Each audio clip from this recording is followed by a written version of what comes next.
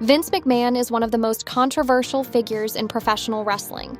Loved by some, hated by many. Behind all the flashy lights and over-the-top matches, there's another side of WWE, the real drama between people, especially when it came to Vince and his roster. He built a billion-dollar empire but made plenty of enemies along the way, thanks to creative disagreements and personal grudges. At 79, Vince finally decided to name the wrestlers he just couldn't stand. And the list? Shocking. Starting with John Cena, the man who became the face of WWE for years. But Vince? He didn't like him from the start. When John walked in, muscles bulging and ready to go, Vince reportedly said he looked like a walking steroid billboard. Vince, still shaken from the steroid scandal in the 90s, didn't want any more heat. Even when fans begged to see Cena turn heel, Vince refused. He pushed Cena, yes, but never fully trusted him. Randy Orton. Vince didn't even want to sign Randy. His military background, especially how he left the Marines, didn't sit well with Vince, who's known to value discipline and loyalty. It was Jim Ross who had to convince him to take the chance. Even after Randy proved himself, he and Vince still clashed. Like the time Randy wanted to ride a camel for a fun entrance in Saudi Arabia. Vince said no, no explanation, just no. That was their relationship, friction wrapped in success. The Undertaker. Hard to believe, but Vince originally rejected him. When Mark Calloway was brought up, Vince said he looked like a tall basketball player. It took others around him to vouch for Mark. And even once Undertaker was signed, he wasn't immune to Vince's wrath. At WrestleMania 8, when the match finish didn't go exactly as planned, Vince erupted backstage, furious over where the move landed.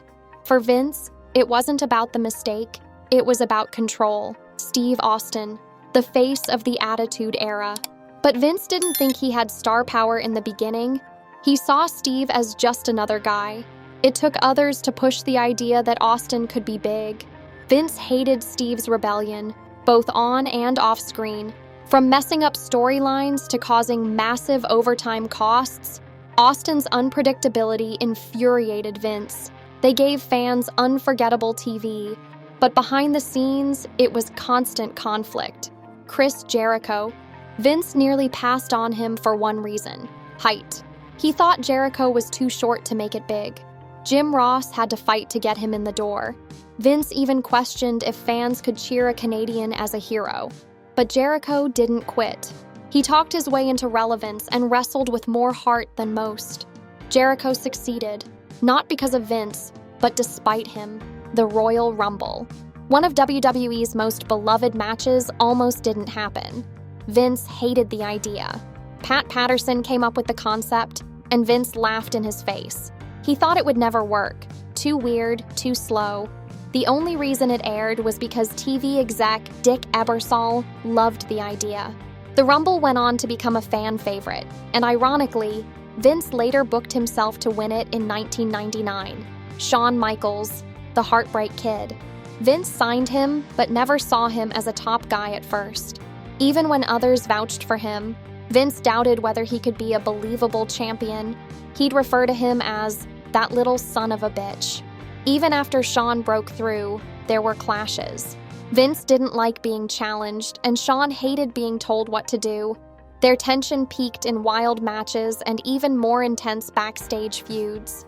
Mick Foley, a true underdog. But Vince wanted nothing to do with him. He didn't like the look, the vibe, just didn't believe in him. It took Jim Ross to push Mick into the spotlight. And under Vince's roof, Mick gave WWE some of its most iconic moments. But he never fit Vince's mold of what a star should be. Their relationship had its rough moments, especially when Mick stood up for others Vince ignored. Still, Mick gave his all. Jon Moxley.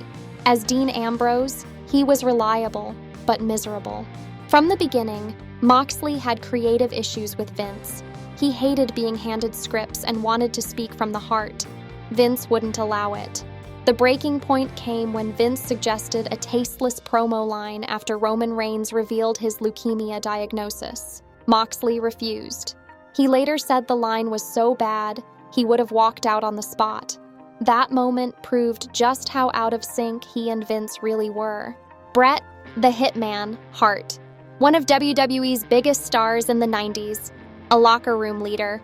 But even then, Vince had issues with him, and despite all Bret gave to WWE, their relationship was always complicated. Their issues weren't just about wrestling, it was about control, pride, and trust. Vince didn't like that Bret Hart had strong opinions or that he wasn't afraid to push back. Bret loved tradition and respect in wrestling. Vince focused on business. That difference exploded in 1997 during the Montreal Screwjob. Vince changed the match ending without telling Bret. The betrayal led to Bret punching Vince backstage and walking away. Vince didn't like Bret's attitude, thought he was too emotional, too personal. Years later, after Bret had a stroke, Vince called him, but the damage stuck. And when serious allegations hit Vince recently, Bret said he lost all respect, called him creepy, said he'd never even shake his hand again. Next, Ultimate Warrior, a fan favorite and Vince's perfect image of a wrestler. But behind the muscles, it fell apart fast. Warrior demanded Hogan-level pay, threatened not to show up. Vince called it blackmail. Warrior later failed a drug test, and Vince was done. He saw Warrior as reckless, selfish, and a risk to the entire company. No trust, no going back. Then Jeff Jarrett.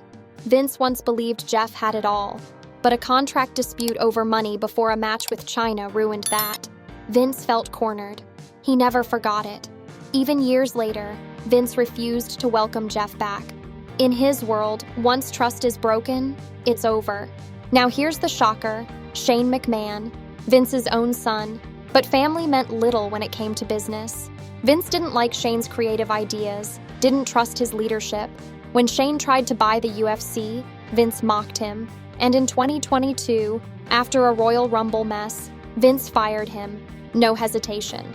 At one point, Vince even handed Shane a knife and said, "Stab me if you want your idea through." That says it all. Then there's Ryback.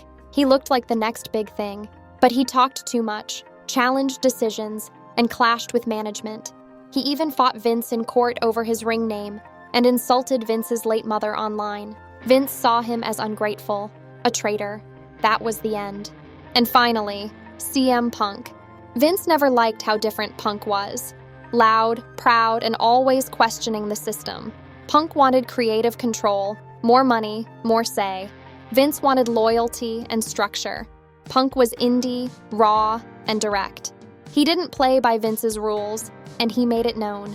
In the end, Vince couldn't control Punk, and that made him dangerous. So, do you think Vince McMahon's personal grudges affected who made it or didn't in WWE? Hit like, smash subscribe, and keep watching InsiderUS for the stories they don't want you to hear.